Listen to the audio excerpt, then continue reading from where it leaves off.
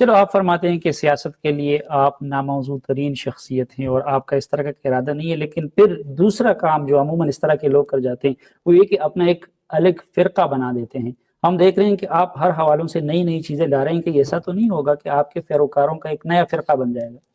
دیکھیے بات یہ ہے کہ بعد میں آنے والوں کے بارے میں تو میں کچھ نہیں کہہ سکتا، لیکن میں نے تو اپنی پوری زندگی میں فرقہ بندی کے خلاف جدوجہد کی ہے۔ میں نے لوگوں کو یہ پیغام دیا ہے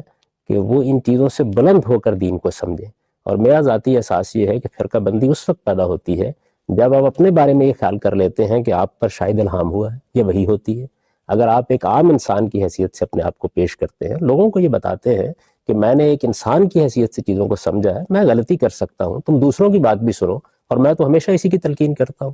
میں نے جس بت کو توڑنے میں اپنی زندگی بسر کی ہے، اپنی ہی زندگی میں اس کو دوبارہ بنانے کی کوشش کیوں کروں گا؟ نہیں، لیکن جیسے ماضی میں یہی ہوتا رہا ہے کہ لوگ بتوں کو توڑنے کے لیے کڑے ہو جاتے ہیں، لیکن پھر آخر میں وہ خود ایک بت بن جاتے ہیں۔ بہت ساری مثالیں ہمارے سامنے۔ اس چیز کی کیا گارنٹی ہے کہ خدا نخواستہ آخر میں آپ خود ایک بت نہیں بنیں گے اور ایک فرقہ نہیں بنے گا آپ کے پیروکاروں کا؟ پہلی چیز تو یہ ہے کہ میں ایک بہت معمولی طالب علم ہوں۔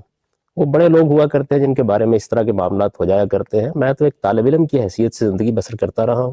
اللہ تعالیٰ سے دعا کرتا ہوں کہ طالب علم کی حیثیت سے زندگی بسر کروں۔ اپنی طرف سے میں اس صورتحال کو بہتر رکھنے کے لیے جو کچھ کر سکتا ہوں وہ ہمیشہ کرتا ہوں، اور وہ تین ہی چیزیں ہیں۔ ایک یہ کہ اپنے بارے میں لوگوں کو بتاتا رہوں کہ میں ایک ادنا طالب علم ہوں، میں نے دین کو دیانتداری سے سمجھنے کی کوشش کی ہے، میں اپنی بات دلیل کے ساتھ پیش کر رہا ہوں، میری بات غلط ہو سکتی ہے، آپ اس میں صحت کا امکان مان کر اس کا مطالعہ کر لیجئے، اس کو دیکھ لیجئے، اس کو سمجھنے کی کوشش کیجئے، دوسرے لوگوں کی بات بھی سنیے، اس لیے کہ مجھ پر الہام نہیں ہوتا، مجھ پر وحی نہیں آتی، میں دلیل سے ایک بات سمجھ رہا ہوں، اور میری اپنی زندگی یہ بتا رہی ہے کہ میں نے بارہا ایک چیز کو سمجھا اور مجھ پر بعد میں یہ بات واضح ہو گئی کہ میری رائے غلط تھی۔ چنانچہ بہت سے ایسے معاملات ہیں جن میں نے اپنی رائے سے رجوع کیا ہے۔ ایک چیز میں نے ایک زمانے میں اختیار کی اور مجھ پر یہ بات بالکل واضح ہو گئی کہ اس میں استدلال کی غلطی تھی، اس پر میں نے خود تنقید کر دی ہے۔ تو جب میرا اپنا حال یہ ہے تو میں لوگوں کو اس کی تلقین کیوں کروں گا؟ دوسرے یہ کہ لوگوں کو اس بات پر آمادہ کیا جائے کہ وہ اپنے دل و دماغ کو کھولیں،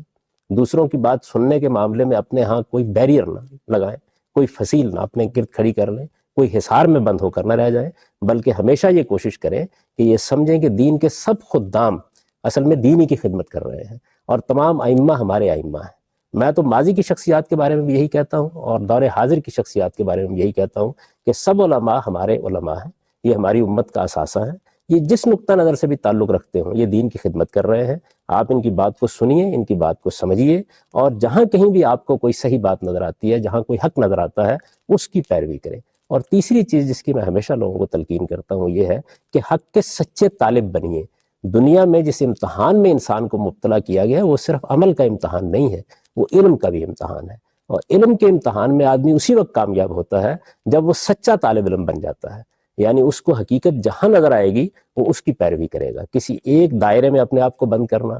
کسی ایک شخصیت کا اپنے آپ کو پابند کر لینا، یہ وہ چیز ہے کہ جس چیز نے مسلمان امت کو اس زوال اور انحطاط کے مقام پر پہنچا دیا ہے۔ تو میں یہ کوشش کرتا ہوں کہ لوگوں کو یہ بات بتاؤں، میری ذمہ داری اس سے زیادہ نہیں ہے۔ بعد میں کیا کرتے ہیں لوگ، سیدنا مسیح علیہ السلام نے توحید کی دعوت دی ہوگی،